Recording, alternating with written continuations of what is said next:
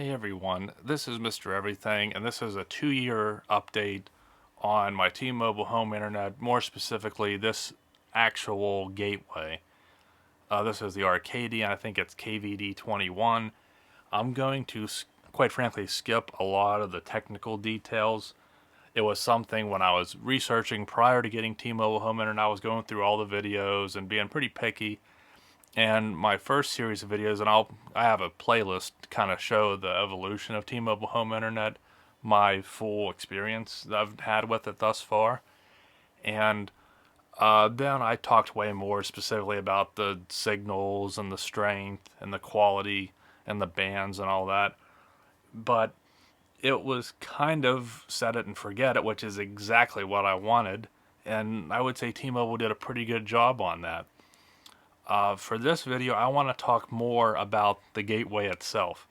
This is the original one I got in, I think it was March 2022, so it's actually 2.5 years ago. I'll just call it 2 years. This is the original one. I've never really had any issues. I did add this fan on it, and I want to talk about that because it needs cleaned, and I kind of let it get a little dirtier than it should. Probably haven't even cleaned it in a year. I don't have pets, or I'm not a smoker, so there's a lot of dust because that's how electronics are. They get dust. So it is dusty, but I don't think it's awful. But you can see that definitely needs cleaned. And it probably can put some of that dust up in here, which may not be ideal. I believe this is all passive cooling, so now you're adding a fan that's pulling it through. So it would be a good idea to keep this clean. I'm not sure how necessary this fan is. I want to get into that maybe in a little bit. I've never had an issue with overheating. I'm not sure if due to that or just it's well enough designed that it doesn't overheat. I think the first original like trash can round ones did have an overheating issue, which is where the idea for these fans came in at. So I'm just going to do a rundown. This is the, again, Arcadyan. I believe they made another one right after this that was very similar, but I don't think it was made by them. It might have been. Again, I kind of was out of the loop. I wasn't really researching this stuff when I had this because it's been working. I did add the aftermarket fan, and I added on a USB-C extension just because where I keep it up on the top of a shelf, I didn't have enough, so I added that. I have not noticed any issues. I don't think it's hampering this in any way at all. And the signal, it's actually surprisingly pretty good because I'm right down here pretty close to the floor to record this video. Normally when I have it up on the shelf, I get a constant 4. Sometimes it might get down to 3 like this, but it's usually 4, pretty much never 5. In the past, people would say maybe I was having issues because my signal wasn't good enough. There's no reason why this, even at 3 bars, but especially at 4, that should be more than enough. Ideally, as I've said before as well, 5 is, if you can get 5, why not go for 5? And they've also made a few new ones. I think the most recent one is a white, more like, looks like an Apple Airport almost, even though it's not. And that one does have provisions to plug in external antennas. That was a big complaint. I'm really glad they added that. I don't think in my situation, again, usually getting always 4, I don't think I even need to worry about that, so I have no need. As long as this keeps working, I have no concern about getting an upgraded one, a newer one. And I've seen a few videos that I've watched before I did this. I think people indicated, T-Mobile said they really don't even want to do that. They're not going to upgrade you. Maybe if yours failed, maybe you could try asking them otherwise, but it seems like it's kind of just what they have in stock. So even though the new one's out, you still could get a different one, but this one, again, 2+ years and it's still going. So I'm going to unplug it. This was the seller I bought the 3D printed fan from. So you can see here, this is made in 2021, right at the end of 2021. I signed up right in the beginning of 2022, so that's the time frame of when this was being used. This is for your power. This was your external power, which we use for this. You can see this is really, really bad, so this would be neglect. that's on me. Again, I just wanted to kind of torture test it and see what would happen. I think if you didn't use this and you just had this thing sitting here, the only dust you'd get is this little film on top. Now, the inside doesn't look too bad. It looks like the majority is just, and that's probably because since there are no internal fans, at least I don't think there are, it's probably not getting circulated too much. It's probably just what this fan pulls, mostly here, and probably pulled a little bit in.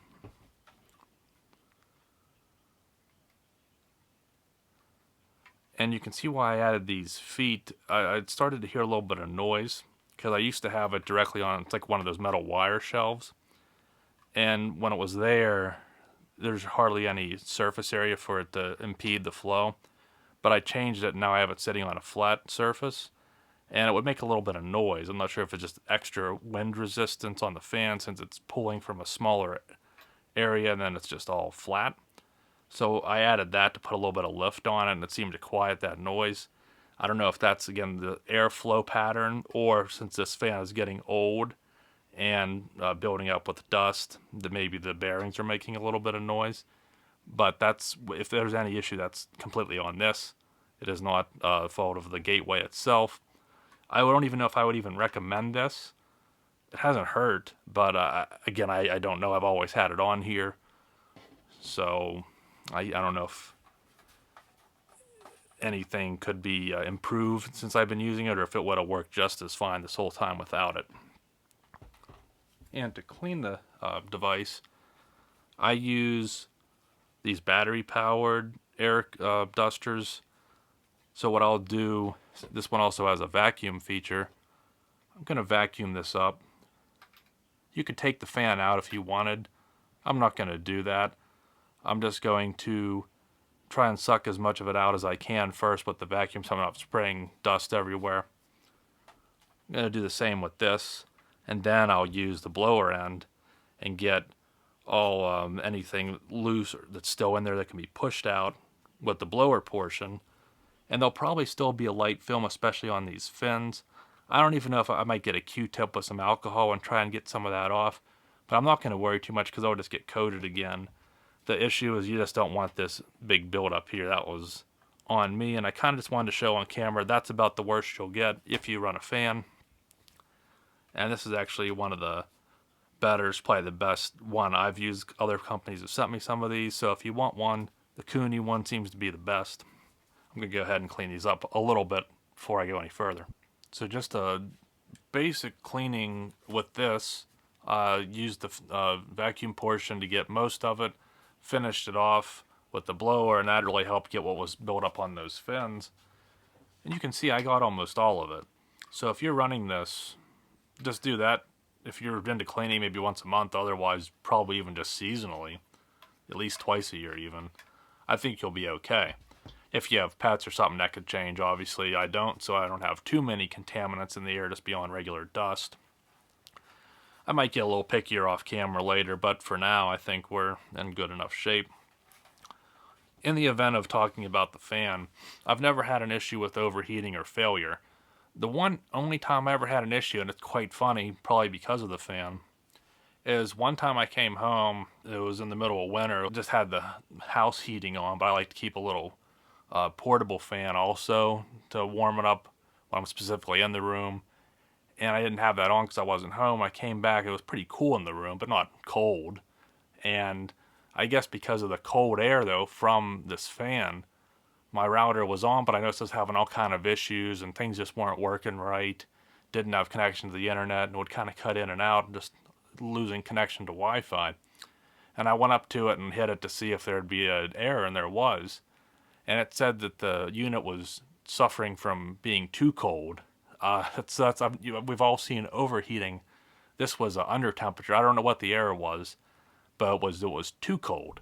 So what I had done was I think I just maybe put it near the heater to let the internals heat up a bit, and I unplugged the fan, and then in the morning I plugged the fan back in, and I never had that issue again. But I would say if you are in a very cold climate and the room it's in it can be cold, you especially may run into an issue if you run this active cooling on it. But that was a one-time thing, so I don't think it's an issue. I think this has probably done more good than bad, or just simply neutral and hasn't really done anything. And on top of that, as far as failures go, this is the original gateway. I've never really had any major issues. The most common issue I would have with it, and I'm not sure if it's more this or the towers themselves, but every now and then at midnight, thereabout, if I'd be on, I don't know, 12:15, 12:30 at night or something, a lot of times I'd still be connected, but I'd notice my page isn't loading. So I'd either try a different website or switch to my phone, but your phone defaults to the cellular connection on it when your Wi-Fi is spotty. So I would come here, and this would be on. I'd be connected to the router or the gateway, no issues, but there would be no internet connection. So you unplug it, or you can go on the app and go to restart. And then once you restart it, it would work fine again. Occasionally, maybe that same night, another 5 minutes or so, would do it again, and you have to unplug it. But that was a rare thing. It's probably happened maybe 20, 30, 40 times in 2.5 years, and it's in the middle of the night. So I don't know if it's something on the tower where they update or change things, and this has to take time to resync to it. And if you're actively using it, then you have to restart it to make it do that. I don't know what end that's on, but that's probably, if they are doing something on their end, that's probably why they do it in the middle of the night, because they figure people aren't actively using it as much as they are in the day. That's speculation, but I would never wake up in the morning and this not work or cut out, so it could be just a maintenance thing overnight, I don't know. But it's been reliable beyond that. I think I usually have 7 to 10, 12 devices connected to it at any time. So I'm not putting it through an insane amount, but it's more than just, your laptop and a phone or something. 2 Apple TVs. The TVs themselves are smart TVs. I think I have one with the Wi-Fi enabled, so that one will be connected at all times. Cell phone, iPad, MacBook.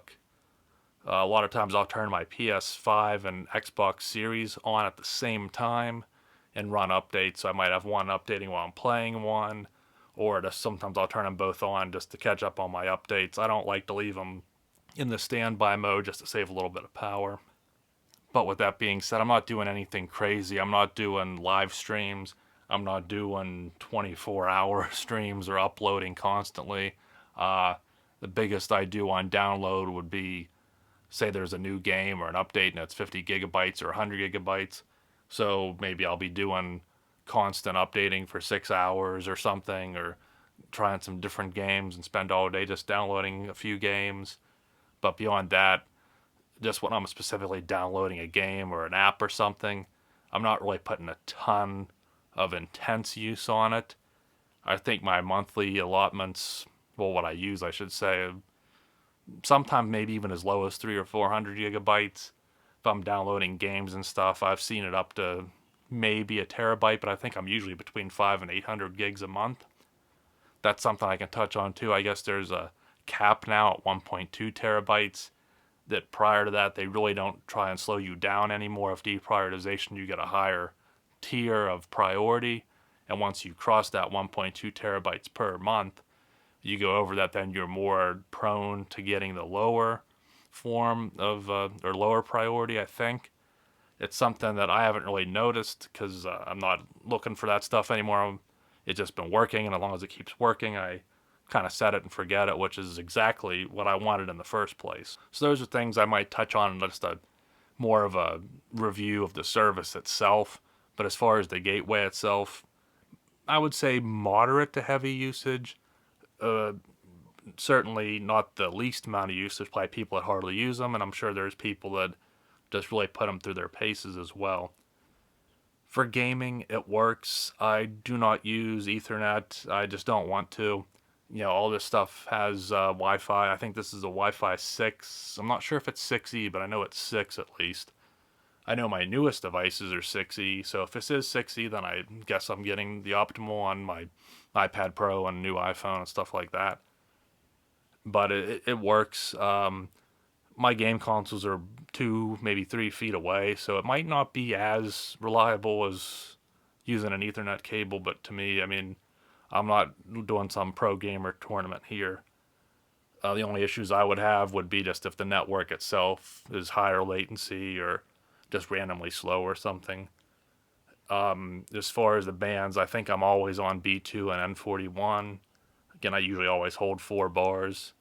So the gateway itself performs good enough for me. But I'm not going to delve too much into just metrics. The point of this was just kind of to summarize the last 2 years with this. They've been pretty good. To be quite honest, I didn't even know if I'd keep T-Mobile at the time. The first year was kind of rough, just too much deprioritization. Supposedly, according to customer service, my area was in need of a tower upgrade. Whether we got one or not, I don't know. But I do know my speeds are significantly better, and at night I get significantly less slowdown. Or it could just be that they changed that model with the, if you use under a certain amount, you get a higher tier priority. It's either that or a tower upgrade. So since then, I think the gateway itself has always been reliable. It's just sometimes the service on their end could be a little different. But I don't think when I first got it, I would have thought that I would have this specific gateway on a fairly new product, a fairly new service, for this long with no issues. I haven't had to send it back. I haven't had a call about it acting weird. Like I said, if it hangs up or does something weird, I unplug it, plug it back in, and it's always performed again. Now, with that being said, I can't say, it will break next week. Will I get 5 more years out of it if T-Mobile Home Internet's even a service provider in 5 more years? As far as Verizon DSL goes, I think I went through 3 of their modems. The first one I had, I bought used real cheap. The second one I had, I bought used on eBay, but it looked better. First one lasted about a year. The second one probably at least 5 years, but it was used as well. And then the third one I bought brand new from Verizon, but then I only kept the service for like another year or two on after that. So I can't speak too much to how long they should last, but I would say a decent one or a new one should probably be at least 5 years. Now this is a combo, so you have, I guess, like modem and router technology in it, even though it's receiving its signal wirelessly since there's no direct line into it. So there's definitely a lot of antennas and everything, but the thing never gets hot. With this on it, I think it's usually always cool to the touch, which is probably why I actually had that cooling error once. It was just too cold. So being that I've been out of the loop for a couple of years, I can't say what you're going to get. There's the newer one after this that looks like this, as I mentioned. That might be the one that's the default one. Then they have that new white one that's on all their advertisements. That's probably the one that's going to be the go-to. That seems to be the best one when you think that it has all the extra antenna external ports that you can plug into. But if you do get this one, I would say this is a very reliable one. And if you're someone that's had the service for a while and this is one you already have, again, I'd like to know how yours is holding up, but you should, as long as you're in a fairly clean environment and not beating the crap out of it. If mine's been holding up this long, I would imagine yours should as well. I do have it plugged into a surge protector. Power really never goes out here anymore. I noticed there was that thing called rain, which we never get anymore for some reason. So as far as like thunderstorms and power outages, in my area we very rarely would get them to begin with. But like I said, now there's like hardly even rain anymore. I'm not too worried about having electrical issues, but I do like to keep pretty much everything just on surge protectors anyway, because I have had airports and routers in the past get fried from the power supplies, at least anyway, from sometimes some power outages. But I think I'll end it here because it's kind of not really a structured, detailed analysis, just me saying it's worked. Haven't really had any issues. This is my setup with the extra things I'm running on it.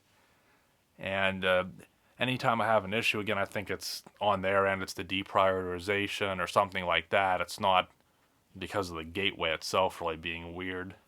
So I can't complain. Not sure how applicable the video will be, depending on what the current router, how many people have this gateway or whatever. But that's the update I wanted to do on it. Probably be the last time I'll make anything on this one. At this point, I think I'll just wait until 2025 to do a T-Mobile. I'll probably just call it a 3-year or a 2025 review or a T-Mobile Home Internet 3-year experience. And I'll touch on if I'm still using this and the service, Again, they changed it to the 1.2. I think they did raise the price for new customers to $60 or something. I'm still on the original 55 or 50 with auto pay, but then it goes back up to 55 if you use a credit card, which is what I do. But I'm still at that original 50, 55 price. I guess it's grandfathered in, at least for the time being. Beyond that, when it works good. The service has been improving. The latency sometimes can be very low. The speeds are usually good enough now to never really notice a slowdown. Slow periods seem to be happening a lot less frequently, which is really good. So overall, for me, it's something that I plan on sticking with as long as I don't have any major issues, and as long as they don't go crazy with price hikes. I think I would still stick with this over cable, but I know a lot of people, it varies. But for me, this setup works good enough, and that's much better than Verizon DSL and still much cheaper. So I'm happy with it, and I think this was a good gateway, and I plan on using it. I don't plan on asking for upgrades. As long as I don't have any issues, I'll probably stick with it. So thanks for watching, and you'll see me in the next one. Have a good one.